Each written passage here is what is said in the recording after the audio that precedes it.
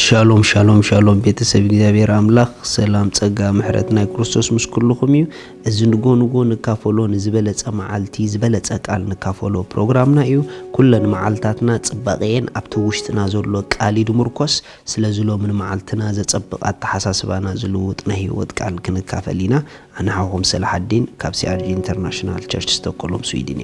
ጎይታ ይባረኽ ሎም ንካፈሎ ቃል ከም ዝብል እዩ ንቤት አምላኽ ዓበይቲ ንኹን ንቤት አምላኽ ዓበይቲ ንኹን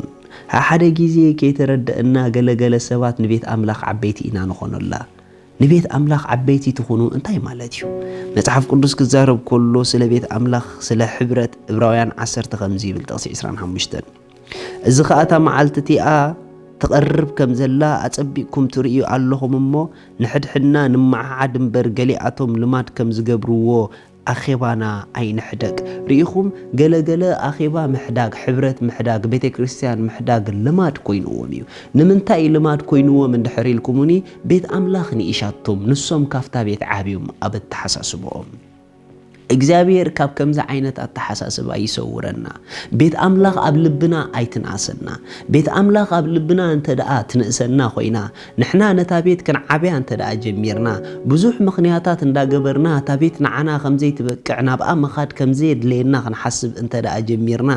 ኣብ ኣዝዩ ሓደገኛ ናይ ትዕቢት መዋጥር ኣቲና ኣለና ማለት እዩ ምኽንያቱ ብዙሓት ንቤት አምላኽ ዓበይቲ ኮይኖም እዮም ቤት አምላኽ ንዕኦም ንኢሳቶም እያ ኣብቲ ዘለውዎ ስፍራ ዘለዋ ቤተ ክርስቲያናት ኩለን ንዕኦም ኣይበቃዓኔን ምኽንያቱ ሶም ካብአን ይዓብዩ በጣዕሚ ዘሕዝን ከምዛ ዓይነት አተሓሳስባ ከምዛ ዓይነት ድፍረት ከምዛ ዓይነት ትዕቢት ኣብ ህይወትና ኣይንፍቀደሉ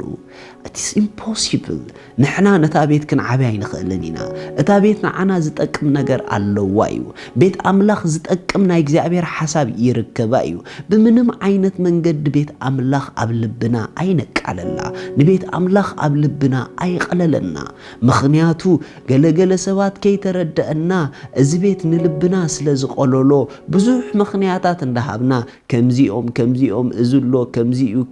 ከምዚ እንዳበልና ብዙሕ ምኽንያታት እንዳሃብና እታ ቤት እቲኣ ጠቕሚ ንዓና ከምዘይብላ ኮይኑ ክሳዕ ዝስምዐና ናብኣ ምኻድ ትርጉም ከምዘይብሉ ኮይኑ ክሳዕ ዝስምዐና ኣብቲ ናይ ቤተ ክርስቲያን ጊዜ ካብ ናብ ቤተ ክርስቲያን ምስ ዕሩኽትና ሻኽን ሰቲ ክሳዕ ከምዛ ዓይነት ጎደና እንተደኣ ኣቲና ኣለና ኮይና ክሳዕ ክንድዚ ቤት አምላኽ ኣብ ልብና ኣቐሊልናያ እንተደኣ ኣለና ኮይና ሎሚ ናይ ምንቃሕ ሰዓት ይኹነልና ኣከምዛ ዓይነት ድፍረት ኣከምዛ ዓይነት ትዕቢት ኮለና መምጻእ ጎይታ ኸይርክበና ንጠንቀቕ ምኽንያቱ ንጉስ ክመጽእ ከሎ ንቤቱ ከምዚ ጌርና ንዕቕና ናይ እንዳሻ ሰባት ኮይና ኣይንጽንሐዮ ኖ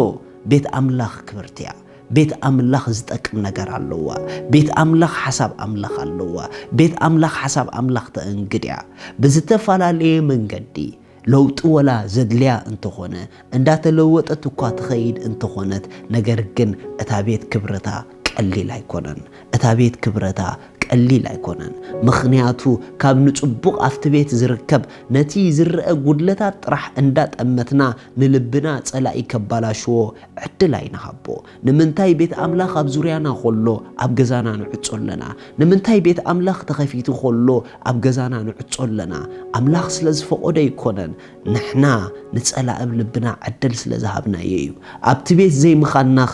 ረባሕናዶ ኣይንረብሕን ኢና ምኽንያቱ እቲ ቤት ይደኣ ዘርብሐና እምበር እቲ ቤት ኣብ ዘለዎ ጊዜ ኣብ ገዛና ምዕጻው ኣይርብሐናን እዩ ብዙሓት ነዛ ቤት እዚኣ ገዲፎም ኣብ ቤቶም ዝተዓጽዉ ህይወቶም ተሃሪሙ እዩ መንፈሳዊ ጉዕዞኦም ተሃሪሙ እዩ ሎሚ ብዝተፈላለየ መንገዲ ካብ ቤት አምላኽ ርእስኹም ዘግለልኩም ሰባት በዲሎምኹም ካብ ቤት አምላኽ ዝወጻኹም ተጋጊኹም ኢኹም ምኽንያቱ እቲ ቤት ናይ ሰብ ኣይኮነን ናፍቲ ቤት ትኸዱ ዝነበርኩም ንኣምላኽ ኢልኩም ኢኹም ስለዚ ናይ ብሓቂ ናፍቲ ቤት ንኣምላኽ ኢልና ንኸይድ እንተደኣ ኮይና ነርና ኮይና ብሰብ ነቲ ቤት ምግዳፍና እቲ ጌጋ ናይቶም ዝበደሉና ሰባት ዘይኮነ ናትና እዩ ምኽንያቱ ንበደል ሰባት ሓሊፍና ናፍቲ ቤት ምኻድ ይግብአና ነይሩ ብዝተፈላለየ ምኽንያት ኣበርኤ ኣበሳርኤ ጉድለት ርኤ ኢልና ካብ ቤት አምላኽ ዝተረፍና ሰባት ሎሚ ብፍቕሪ አምላኽ ክሓተኩም ብፍቕሪ አምላኽ ክልምነኩም እታ ቤት ተድልየኩም እያ ተመለሱ ናፍታ ቤት ንመለስ ናፍታ ቤት ዝጠቅም ነገር ኣሎ ይፍቲ ቤት ሓይሊ ዝበና ነገር ኣሎ ይፍቲ ቤት ተስፋ ዝበና ነገር ኣሎ ይፍቲ ቤት ኣሕዋተይ በይንኹም ምዃን ኣይትኽእልዎን ኢኹም በይንና ምዃን ኣይንኽእሎን ኢና ነንሕድሕድና ነዳላለ ኢና ኣብ ነንሕድሕድና ነዳጋገፍ ኢና ነንሕድሕድና ንካፈሎ ናይ እግዚኣብሔር ጸጋ ኣሎ እዩ ኣይትሳቐዩ በይንኹም ኣይትሕዘኑ በይንኹም ሎሚ ልብኹም ናብ ትኽክለኛ ቦታ ምለስዎ እታ ቤት ትዕበየልኩም ኣብ ልብኹም ንስኹም ድማ ንኣሱፍታ ቤት ተጠቀምቲ ናይታ ቤት ምዃንኩም ንርእስኹም ኣእምኑ ታቤት ከኣናዓኹም ጠቓሚት ምዃና ንርእስኹም ኣእምኑ ኣሕዋተይ እታ ቤት ኣብ ውሽጥና ጸላኢ ከቕልላ ኣይነፍቅደሉ ንሕና ካብታ ቤት ክንዓቢ ንሳ ኣባና ክትንእስ ንጸላኢ ኣይነፍቅደሉ ኖ ቤተ ክርስቲያን ኢምፖርታንት እዩ ቤተ ክርስቲያን ኣገዳሲ እዩ እግዚኣብሔር ኣምላኽ ንቤተ ክርስቲያን ዘዳለዋ መታን ነታ ኣካል ክርስቶስ ክህነጽ ኣፍታ ቤት ዝሃንጽ ጸጋ ዝሃንጽ ቅብኣት ኣቐሚጡሎ እቲ እግዚኣብሔር ዝቕመጠልና ግሩም ውህበቱ ንኺድሞ ንጠቀመሉ ሎሚ ብፍቕሪ ኣምላኽ ቤተ ክርስቲያንኩም ገዲፍኩም ኣብ ቤትኩም ተዓጺኹም ዘለኹም ሰባት ሎሚ ብፍቕሪ ኣምላኽ ክልመነኩም ፐጃኹም ተመለሱ ናብ ቤትኩም ምስ ዝበደሉኹም ሰባት ይቕረ ተባሃሉ ምሕረት ተጋባበሩ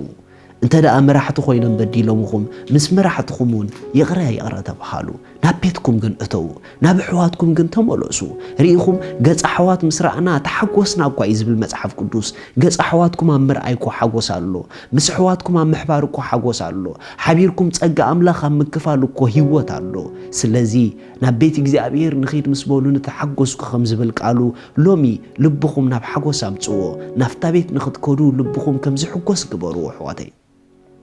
ስለዚ